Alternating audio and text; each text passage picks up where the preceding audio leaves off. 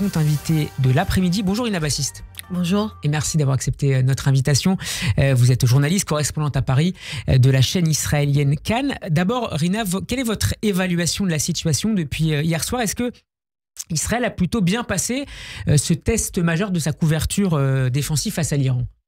Oui, je pense qu'on est dans une situation d'un énorme soulagement, en fait, des Israéliens, parce que depuis le 1er avril, on s'attend en Israël que quelque chose va se passer.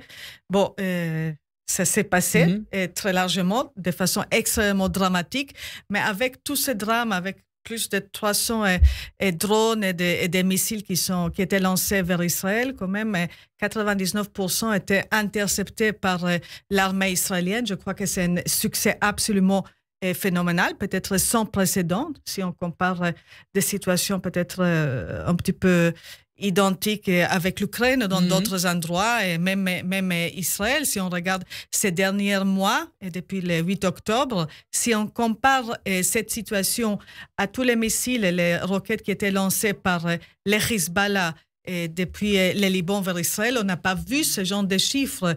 99%, c'est vraiment énorme. Donc, ça soulage les Israéliens. D'abord, cette grande menace, bon, on l'a vu. Ça les rassure sur la capacité d'action aussi de la défense israélienne après le 7 octobre? Ça, c'est une chose. Donc, cette dôme de fer sécuritaire a bien marché, bien fonctionné. Et à côté de cette dôme de fer sécuritaire, on a aussi, et ça aussi, ça rassure les Israéliens, on a une dôme de fer diplomatique. Oui. Ça veut dire on a vu les Américains, les Britanniques et d'une certaine façon aussi les Français à côté d'Israël. Rina Bassiste, vous restez avec nous. Nous sommes rejoints à présent par Frédéric Ancel. Bonjour Frédéric. Bonjour. Merci de nous rejoindre. Vous êtes professeur de géopolitique à la Paris School of Business, maître de conférences à Sciences Po Paris. Vous êtes notamment l'auteur d'un Que sais-je intitulé Les 100 mots de la guerre. Frédéric Ancel, peut-on considérer qu'Israël et l'Iran sont désormais en guerre directement et non plus désormais seulement par l'intermédiaire de proxy de la République islamique? Alors, oui et non. Non, parce que depuis 1945, et vous le savez très bien en bon géopolitologue que vous êtes, plus personne ne se déclare officiellement la guerre. Mais oui, parce qu'effectivement, lorsque vous touchez de manière intentionnelle le sol national souverain d'un État tiers, oui, ça correspond à une agression qui manifestement peut être qualifiée de guerre. Maintenant, je serai très prudent, comme je le suis depuis un peu plus de 3 décennies, vous m'en êtes témoin, sur l'Iran. Ce que l'Iran a perpétré est d'abord évidemment condamnable du point de vue du droit international et d'un point de vue moral. Là-dessus, il n'y a pas de problème. C'est incontestable. Mais ce n'est pas une attaque massive au regard de ce dont dispose l'Iran en termes sur le plan balistique.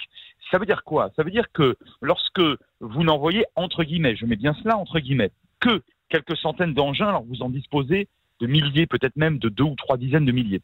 Lorsque vous annoncez l'heure de départ, l'heure d'arrivée, et que à l'ONU, dans le même temps, vous dites de toute façon, ça y est, nous, c'est la riposte, l'incident est clos, alors que vos missiles ne sont même pas encore arrivés sur la cible.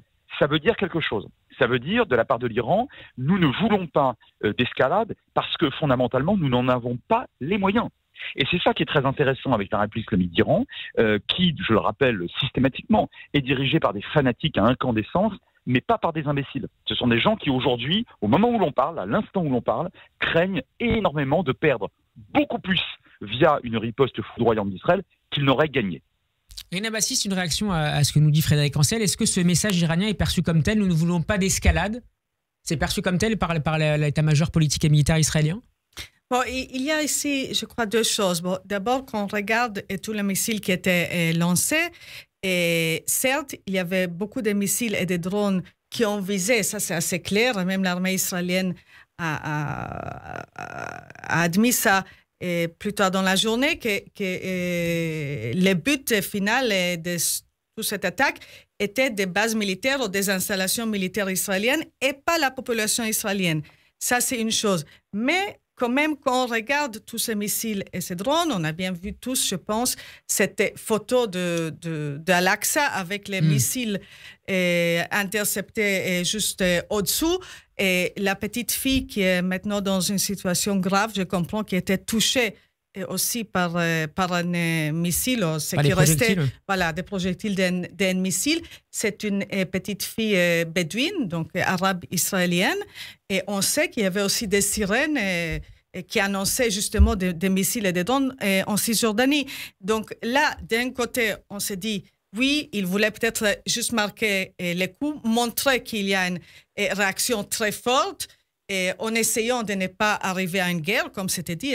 Je suis tout à fait d'accord avec cette analyse, et même avec cette attaque des 300 missiles et drones. Je ne pense pas que l'Iran cherche vraiment la grande guerre, pas en ce moment. Mais de l'autre côté, on voit qu'il y avait quand même cette côté peut-être pas tout à fait calculé. Disons, on lance, on va voir ce que ça va toucher, et ça, c'est quand même inquiétant. Frédéric Ancel, est-ce que vous diriez que l'Iran a fait une grave erreur hier soir en considérant qu'Israël était désormais isolé par l'évolution de la guerre à Gaza? Alors, c'est une semi-erreur. Je veux dire que pour l'Iran, il y avait deux mauvaises solutions. La première, c'était de ne pas réagir au coup porté par Israël le 1er avril dans l'axe du consulat à Damas. Parce que là, pour le coup, l'Iran perdait une fois de plus sa crédibilité. Pourquoi je dis une fois de plus? Parce que après le pogrom du Hamas perpétré le 7 octobre, l'Iran et le Hezbollah d'ailleurs avaient prévenu Israël que si Israël investissait militairement Gaza, il ferait la guerre. L'Iran n'a pas fait la guerre.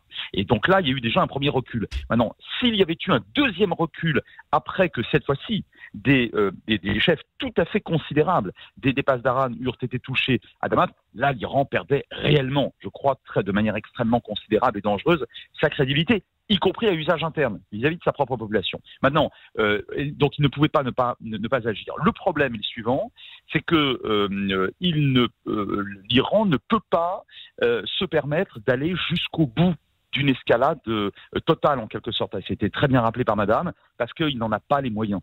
Non seulement il n'en a pas les moyens face à Israël, et c'est là où je veux en venir, mais il n'en a pas les moyens face, en réalité, à une vraie coalition. C'est-à-dire que depuis de très nombreuses années, le clivage que nous sommes un certain nombre de géopolitologues à pointer au Moyen-Orient n'est bien sûr plus du tout un clivage Israël face aux pays arabes. C'est un clivage sunnite, chiite, et notamment pan-chiite autour de l'Iran et de ses fameux proxys, Hezbollah, Houthi, etc., bon, qu'on connaît maintenant par cœur. Mais de l'autre côté, il y a la quasi-totalité du monde arabe. Alors je ne parle pas de régimes extrémistes comme l'Algérie, bon, c'est un cas un peu à part et très lointain, mais les régimes arabes modérés, notamment ceux du Golfe, sont résolument défavorables à l'Iran et craignent comme la peste l'expansionnisme militaire et politique et religieux iranien. Et regardez à quel point, et j'en finis là-dessus, cette cerise sur le gâteau jordanienne est quand même très intéressante. C'était une surprise de voir l'armée jordanienne intervenir, certes oui, relativement, alors, mais... Bah oui, non mais alors justement, c'est là que je voulais en venir, c'est que la cerise sur le gâteau, et c'est quelque part, c'est un peu l'ironie de l'histoire, voilà certainement l'une des armées les plus faibles de la région, un État soutenu et protégé par Israël, notamment par ses services de renseignement depuis la nuit des temps. Le régime hachémite a toujours été très modéré, et voilà qu'aujourd'hui, ce régime assume, que ce soit vrai ou pas, moi j'en sais rien, mais il assume d'avoir intercepté des engins qui utilisaient son sol, qui franchissaient son espace aérien. Or, ces engins étaient forcément iraniens. Donc, vous voyez que là, on a quelque chose qui rend le roi nu. C'est-à-dire que l'Iran, c'est pas tellement sur le plan militaire finalement qu'il s'est alors planté ou pas. Vous voyez, il y a un débat là-dessus, mais c'est sur le plan politique qu'il a fait la démonstration que non seulement les Occidentaux, dès lors qu'on quittait la question humanitaire de la bande de Gaza, se retrouvaient derrière Israël et derrière leurs intérêts. La France, par exemple, a des intérêts très importants aux Émirats et en Jordanie, mais également que les États arabes entretenaient une neutralité très bienveillante à l'égard d'Israël. Quel message a cherché à faire passer la France en participant à cette action de défense d'Israël contre l'Iran et ses proxys? Alors pour moi, le message est extrêmement clair. Vous autres, nos alliés, regardez à quel point nous sommes sérieux et à quel point nous vous défendons dès lors qu'il y a des menaces sur vos territoires. Vous voyez, je n'ai pas parlé d'Israël. Il n'y a pas d'alliance militaire entre la France et Israël. Pas davantage d'ailleurs qu'avec le Royaume-Uni. En revanche, la France, en 2009, a signé un partenariat stratégique, donc une vraie alliance militaire entre les Émirats arabes unis et elle, donc. Et puis nous avons aussi une dizaine de chasseurs bombardiers prépositionnés en Jordanie. Et dès lors que des engins potentiellement hostiles franchissent un espace, alors qui est déterminé en l'occurrence pas par la France, hein, un espace dans lequel se trouvent des forces françaises ou nos alliés directement menacés, bah on intervient.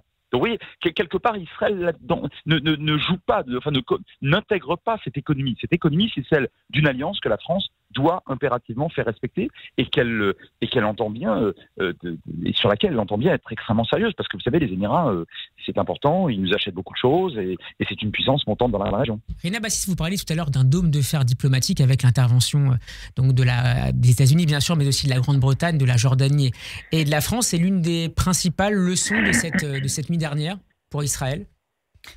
Oui, je pense, parce que d'abord, bien sûr, ce qui est le plus important pour Israël, c'est avoir les États-Unis, M. Biden et toute l'administration américaine à Washington de son côté, et c'est ce qui était le cas. Même si M. Biden apparemment a dit au téléphone à Netanyahu, il ne faut pas lancer une contre-attaque. Donc ça, on va voir quelle décision sera prise justement par le cabinet de guerre. Mais je trouve que c'était très pertinent ce qui a été dit tout à l'heure justement sur la Jordanie. D'une certaine façon, c'est vrai, et Jordanie, la rue en Jordanie est très hostile en Israël, c'est pas un secret. Mais malgré ça, la Jordanie reste d'une certaine façon un allié stratégique à Israël. Et là, on voit une situation absolument extraordinaire où l'Iran veut se venger justement contre Israël, ce qui s'est passé le 1er avril. Mais d'autres pays ou d'autres entités dans cette zone de Proche-Orient ne suivent pas. Donc d'abord, on voit la Jordanie qui non seulement ne suit pas du tout, mais au contraire, même s'affiche contre. Mais on voit aussi que l'Iran a choisi d'attaquer elle-même. C'est pas le Hezbollah. Donc, d'une certaine façon, on peut peut-être dire, oui, les Iraniens voulaient montrer que c'est eux-mêmes qui vengent, mais on peut aussi imaginer une autre situation où, en fait, Hezbollah n'avait pas envie d'être utilisé par l'Iran à ces fins-là, en détruisant, bien sûr, le Liban. Donc, on voit une situation où peut-être l'Iran, dans son imaginaire, Téhéran, dans son imaginaire, aurait pensé, c'est comme l'appel, en fait, de Hamas, qui voulait avoir tous les pays, 7 octobre, oui. Le 7 octobre, tous les pays arabes et tous les pays musulmans de son côté, dans son camp. Peut-être on est dans une situation un petit peu pareille où pas tout le monde arabe, pas tout le monde musulman est dans les camps d'Iran. Frédéric Ancel, une dernière question. Rina Bassis parlait d'imaginaire et je sais que le terme vous est cher. Je parlais tout à l'heure de l'une des nuits les plus longues pour les Israéliens depuis 1948. La première référence qui m'est venue en tête, c'est la campagne de bombardement par l'Irak de Saddam Hussein en janvier-février 91. Nous sommes alors en pleine guerre, première guerre d'Irak. Quelles sont les ressemblances et les dissemblances entre ces deux crises ? Alors, d'abord, l'Irak a tenté, là aussi, c'est quelque chose qui vient d'être rappelé à juste titre, de très fantasmatique. Quand un dictateur arabe est aux abois, il tape Israël en espérant que le monde arabe ou musulman d'ailleurs, va le suivre. Et c'est en général, d'ailleurs, c'est jamais le cas. Donc, Saddam Hussein à l'époque, qui venait d'envahir le Koweït le 2 août précédent, était face à une coalition internationale extrêmement puissante et totalement déterminée. Donc, perdu pour perdu, il a décidé d'attaquer Israël, espérant qu'Yitzhak Shamir, qui était Premier ministre à l'époque, allait riposter de manière tellement forte que ça allait choquer la rue arabe et que du coup la coalition, qui comportait d'ailleurs qui comprenait plusieurs États arabes, allait se casser. Et Shamir n'a pas riposté, moyennant d'ailleurs l'arrivée de patriotes américains en Israël et puis aussi un prêt, des garanties bancaires, etc.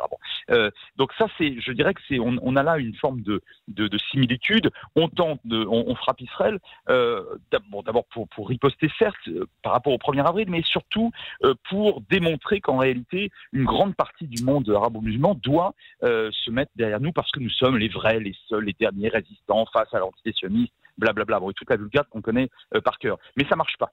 Ça marche pas. Et par un faux paradoxe, je vous dirais que la séquence de cette semaine, mais que je ferai remonter au pogrom terrifiant du Hamas le 7 octobre dernier. Cette séquence-là, par un faux paradoxe, elle dit quelque chose de différent de ce que beaucoup croyaient ces dernières décennies à propos d'Israël. C'est-à-dire que le molosse ou le colosse plutôt israélien sur le plan militaire était invincible. Personne ni rien n'est jamais invincible. Et on se souvient bien du 6 octobre 73. Donc là, il y a eu une défaillance grave, mais enfin, il y a eu une défaillance le jour du 7 octobre. En revanche, sur le plan, et depuis, là, il y a une vraie difficulté militaire face au Hamas. En revanche, sur le plan politique, on s'aperçoit qu'en réalité, Israël n'est pas seul. est beaucoup moins seul que ce que beaucoup d'amis d'Israël pensent. Et on le voit bien au moment où un État relativement puissant et en tout cas extrêmement agressif, antisioniste et impérialiste comme l'Iran, attaque Israël. Là, pour le coup, les dimensions politico-humanitaires liées au dossier palestinien, qui ne sont pas du tout illégitimes d'ailleurs, s'effacent. Et des États comme le Royaume-Uni, comme la France, d'autres États, et donc des États arabes, finalement se rangent contre l'Iran. Merci beaucoup Frédéric Ancel d'avoir été avec nous. Je rappelle le titre de l'un de vos derniers livres, un que sais-je, intitulé « Les 100 mots de la guerre ». Bon après-midi à vous. Radio J.